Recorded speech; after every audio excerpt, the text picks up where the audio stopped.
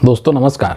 वैसे तो बिहार के अंदर ऐतिहासिक जो गांधी मैदान है पटना में, वहाँ पर इंडिया अलायंस की जो एक महारैली हुई थी, जन विश्वास महारैली, वो 3 मार्च को ही हो गई थी, है ना। लेकिन उसके चर्चे अभी तक चल रहे हैं और ख़ास करके लालू जी ने उस रैली के दौरान जो भाषण दिया था और उस भाषण में जिस तरीके से उन्होंने नरेंद्र मोदी के ऊपर हमला किया था, एक करारा हमला किया था, और हमला करते हुए उन्होंने नरेंद्र मोदी को ये कहा था कि नरेंद्र मोदी का परिवार क्यों नहीं है और नरेंद्र मोदी हिंदू नहीं है ना। ये जो 2 बयान दिए थे लालू यादव ने, उस पर तमाम जो मोदी जी के जो अंधभक्त हैं उनको इतनी मिर्ची लग गई कि मतलब क्या ही बताया जाए।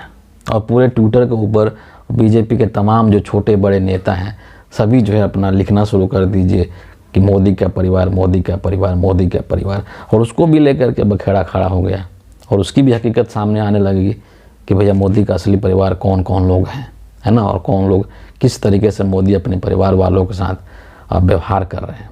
उसका भी पूरा कल्ला चिट्ठा खुल गया और उस पर भी भाजपाई एकदम बिल आ गए।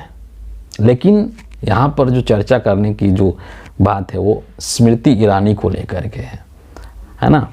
स्मृति ईरानी ने इस तमाम बयानों को लेकर के लालू यादव के ऊपर बहुत ही आपत्तिजनक भाषा का इस्तेमाल किया, अमर्यादित भाषा का इस्तेमाल किया और उनको चारा चोर और तू तड़ाक और पता नहीं क्या क्या बोल दिया अपने भाषण के दौरान, है ना। अब जब स्मृति ईरानी की तरफ से ये बयान दिया गया, इस तरीके के अमर्यादित भाषा का इस्तेमाल किया गया लालू के लिए, जो कि बहुत ही वरिष्ठ हैं, बुजुर्ग हो चुके हैं, तो फिर जो आरजेडी के समर्थक हैं, जो लालू यादव के समर्थक हैं, वो कहाँ चुप रहने वाले हैं। वो तो ईंट का जवाब पत्थर से देने वाले लोग हैं, है ना।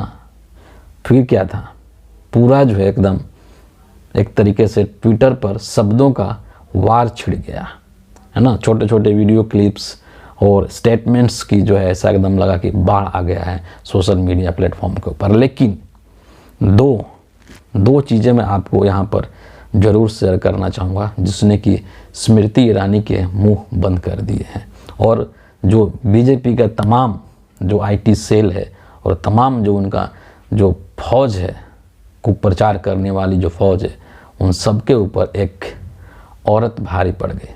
वो औरत कौन है? वो आरजेडी की प्रवक्ता है। आजकल ये बहुत इनके वीडियो क्लिप आप सभी ने देखा होगा, मुझे उम्मीद है, ट्विटर के ऊपर। सारिका पासवान है इनका नाम।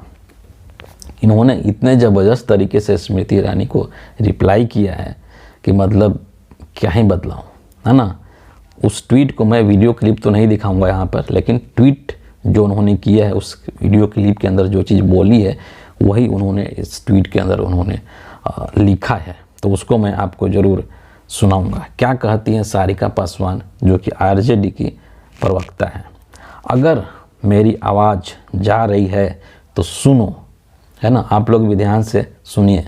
अगर मेरी आवाज़ जा रही है तो सुनो, भाजपा की ट्रिपल एक्सल कमर्शियल सिलेंडर, है ना, नॉर्मल सिलेंडर नहीं, कमर्शियल सिलेंडर, जो कि नॉर्मल सिलेंडर से बड़ा होता है ना। भाजपा की ट्रिपल एक्सल कमर्शियल सिलेंडर पति चोरवा, है ना, थोड़ा सा बिहारी टोन है इसमें, आप समझिएगा। पति चोरवा गोवा में बीफ चिल्ली बेचने वाली की माँ है।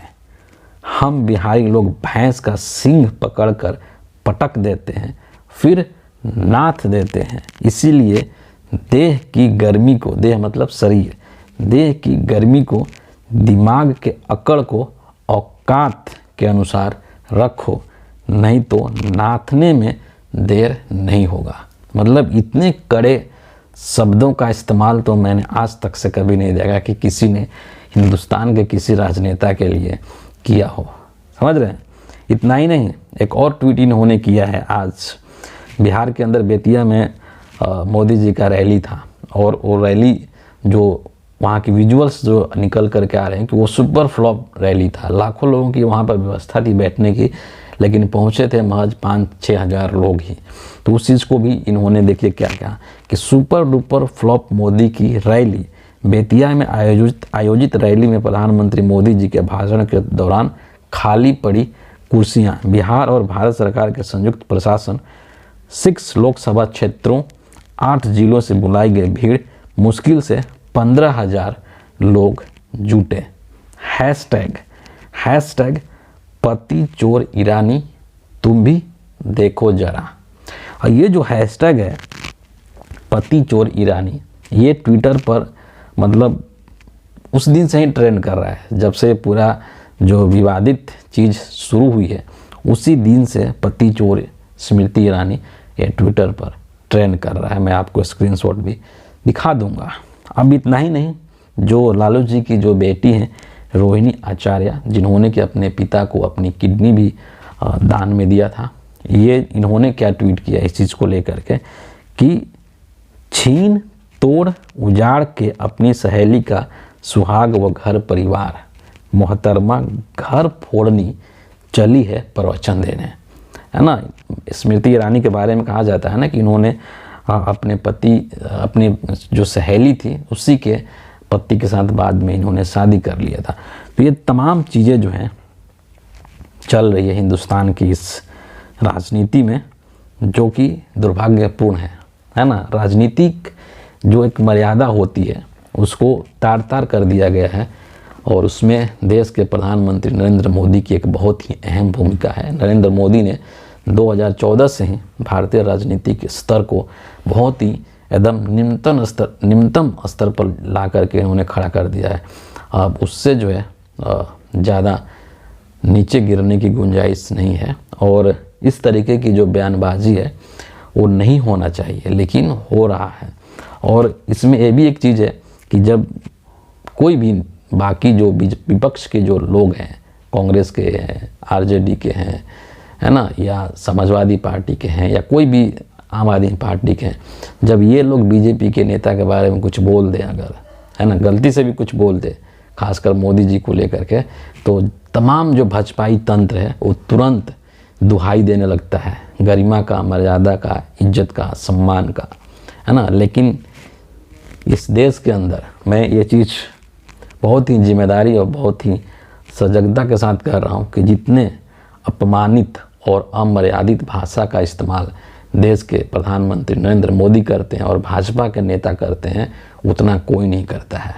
कोई भी पार्टी का नेता उतना अमर्यादित और अपमानित भाषा का इस्तेमाल नहीं करता है। और चूँकि नरेंद्र मोदी खुद ऐसे अमर्यादित और वाहियात तरह की बातें बोलते हैं और इसीलिए नरेंद्र मोदी के जितने फॉलोअर्स हैं, नरेंद्र मोदी के जितने भक्त हैं, उनके अंदर भी वही चीज़ें आ चुकी है।